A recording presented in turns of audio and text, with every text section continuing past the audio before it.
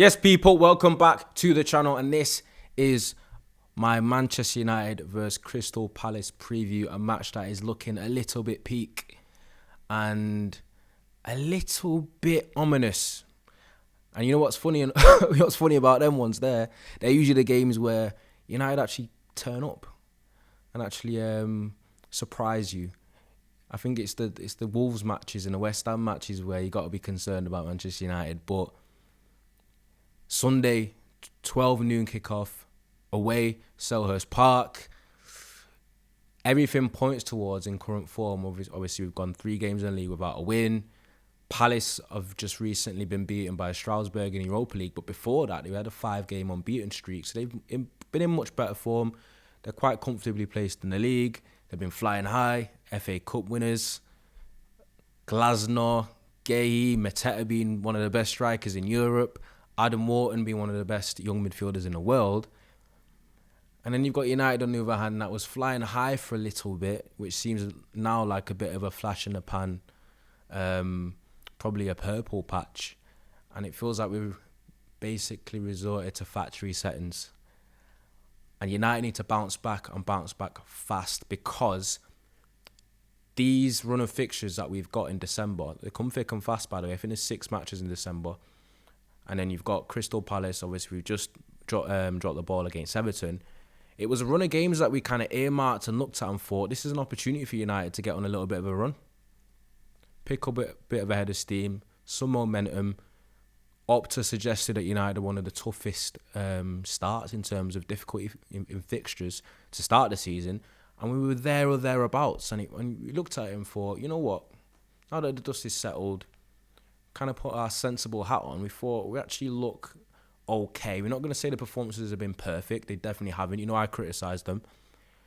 But it looked like United had an opportunity where maybe a formula could have been found, where we looked at the run of games that we had and we thought they're all winnable matches, and they should be for Manchester United and for the calibre of players that we do have in the squad. Especially when we don't have any European football like our rivals to kind of go into the weekend full week,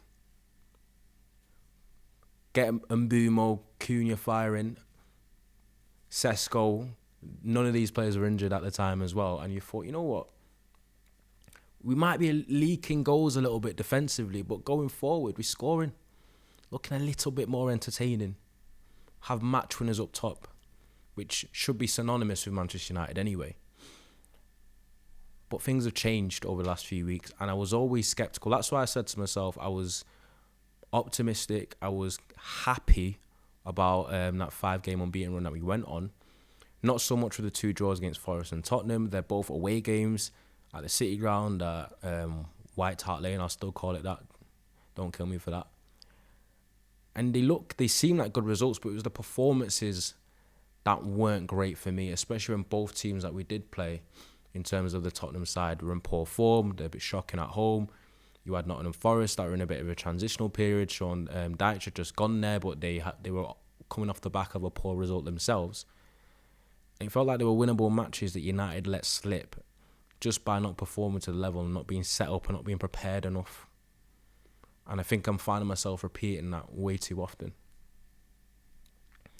And if you're not careful with how even the league is at the moment, with the points disparities between the bottom half of the table and the top being so small, is that if you do have 1 or 2 poor results and you drop points there, you find yourself 4 or 5 games in the league with just 1 win, you look at the table and you'll be like, wait, we could have been in 4th place, but now we're lingering around 13th and 14th, and that is unacceptable, because I think it's been the consensus that United should be competing for Europe. Anything less than European football qualification is an unmitigated disaster, and that should 100% end in the end of Ruben Amorim at Manchester United, and I don't care what anyone says about that.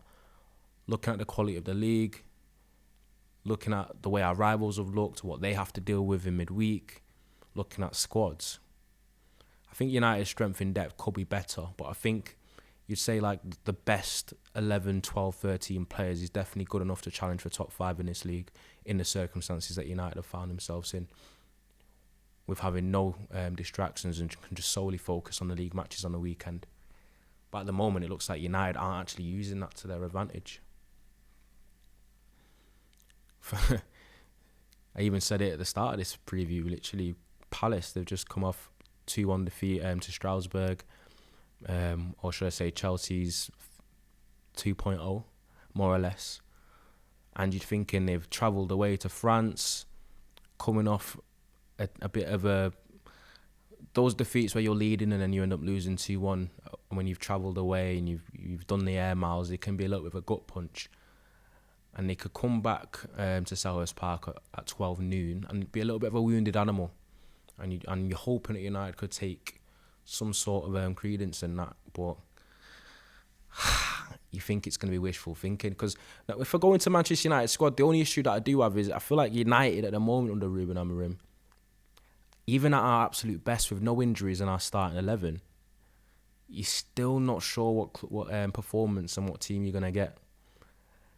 And it's not a system, it's not a philosophy, it's not kind of like the composition of it isn't one where one or two of your first teamers drop out and we can overcome it. I think the injuries to like Cunha and Sesko, it makes a massive, massive impact. And I don't like using injuries as excuses because I know every club deals with them. But I think when you're as shaky as Manchester United are, it has almost a bigger effect. Especially when United have been renowned this season for being poor in the first halves and in the second half being great. Forgive me for saying that. I think I'm saying poor in the first half because we were so bad against Everton for the full 90 minutes. But United have usually started fast and been good for the first 45, 60 minutes. And as soon as we tire and changes are made, there's a huge drop-off. When now United have to deal with that from the start. It's not even like Cunha was pulling up trees. I think he's had a couple of good performances. I think some of the criticism has been over-egged. He's just not really had the output. And I think the last time we did see him play was against Tottenham away, which was one of his worst games since he's arrived. And we don't have Cunha. The reports are that he's had a head injury. I think he was knocked out in training. And I think it must be some sort of concussion protocol, which is about 10 days, which meant that he obviously missed Everton and then he's missed... he's going to miss the game. Ruben Amorim confirmed it in a press conference. Harry Maguire and Sesko are also out to add insult to injury. No pun intended. But it's an opportunity, I think, for United, obviously, to probably integrate some of the likes of the Shea Lacey's and the Academy stars. I know when you're a manager and your job's on the line, they always often, I know this from football, they often vouch for experience over anything. But I'd like to see Ruben Amorim be brave if he needs to be when it comes to making attacking changes, because when we do have a starting lineup on a weekend, if you look at the bench, the attacking options won't be great. And I think he should roll the dice a little bit. And if he can't do it against 10 men for Everton, I'm not sure he's going to do it away at Selhurst. But United, youth, courage, success, it's what we're built upon. It's the ethos, and that's what I'm hoping.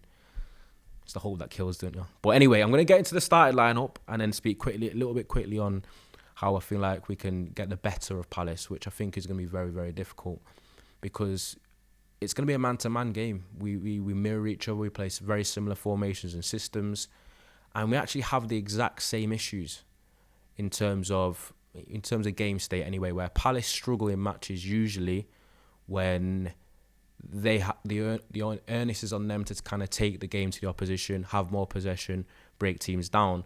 They're much better at soaking up pressure, being compact and springing out on transition and countering with their attackers. And that's exactly the makeup of Manchester United as well. So that's what makes this game really intriguing, because I'm not sure how it's going to work out. And because it might be so man-to-man, because it's almost like the teams are not contrasting, but there's a parallel between the two in terms of the setup and the structure, that it's going to be about which team has more of their players win their 1v1 battles.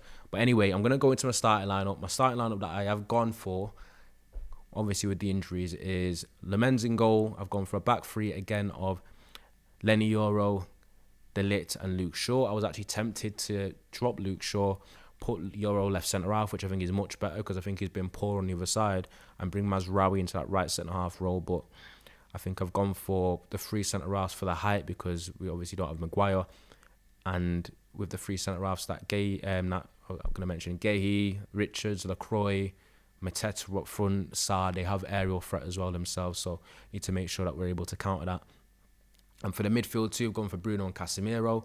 I was actually tempted to put Bruno as the left 10 with Xerxes up front and Mbumo on the right, with Ahmad on the right, and then start Mainu next to Casemiro.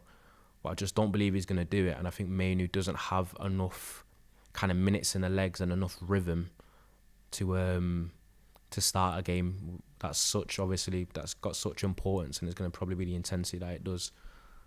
And I think he's going to opt for Mount on the left, and I think I'd agree with that, because one thing Mount does offer, when I think he sometimes can be a bit of a nothing player, is that he makes us a little bit better in terms of our press and our front-footedness and our energy and our second ball kind of capturing and our loose ball recoveries. I think it's an interesting way to complement a left attacking midfielder, but sometimes people have their cogs within systems, and I think he kind of operates that one a little bit well.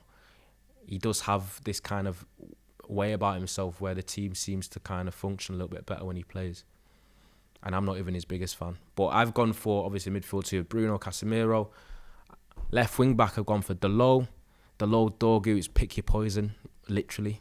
And then I've got Amad Diallo, right wing back. I will not go for the double fullbacks in the wing back areas. I think United have been extremely pedestrian when they've done that and very poor. And it doesn't even help us defensively when we do it. I think we drop into that kind of 5-2-3, get easy to kind of attack. We easily lose territory that way. And it's something like we get good enough defensively when we do have that. And then when we go forward, in the Amorim way, you end up fulling all your attacks through the wing-backs. And then it's just like asking your wing-backs to be the sole creators and providers and attacking outlet. And they're not suited to that. And I think we need to be... if Ahmad doesn't play right wing-back, I think we have... the whole balance and makeup of the team is off, especially going forward. So I've gone Ahmad right wing back, below left wing back, Bruno, Casemiro, and I've gone for a front three of Xerxes, Mount on the left, and Mbumo. Xerxes is lucky to start, obviously. There's literally no other option. Could go for Mbumo up front, but I think you don't get the best of him out there. Could go for Mount false 9 with Bruno on the left and then bring Mainu in. I just don't think that works either. I'm a bit of a Xerxes believer. I think he was extremely bad against Everton, and he's not been good for a while. He's not scored in a while. He doesn't have, but he does provide value in terms of his hold up and his link play. But even that was off against Everton. And I think the same thing is affecting him that's affecting Mainu, is when you are a player that isn't starting games, isn't playing games, and you don't have rhythm and confidence, and then you're thrown into matches or thrown into cameos where the game's chaotic and the game state doesn't suit you, it's not always easy. And someone that I know we kind of criticised Xerxes as well for his weight and thinking he was a bit overweight a couple of times when he's reported for pre-season. And I think players like him, they need matches. Otherwise, they're not kind of made up. They're not made to be bit part players playing cameos to get into game shape. But that's the starting lineup I'm going to have to go with. It's not something I'm extremely confident in going up against Palace, because I'm obviously worried about Mateta.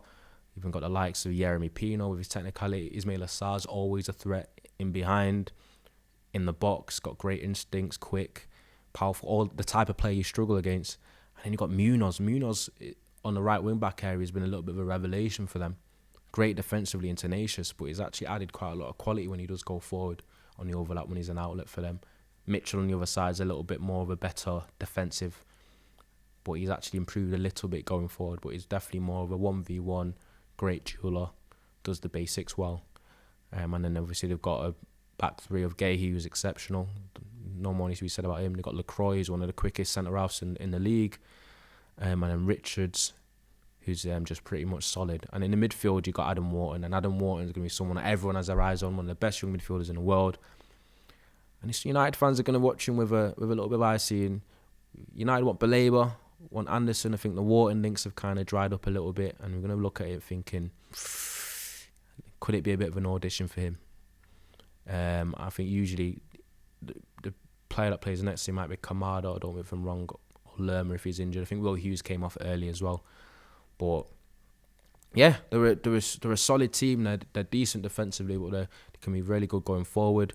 They sometimes can struggle a little bit with central overloads, which is an odd one for a team that you'd expect to be compact with the 5.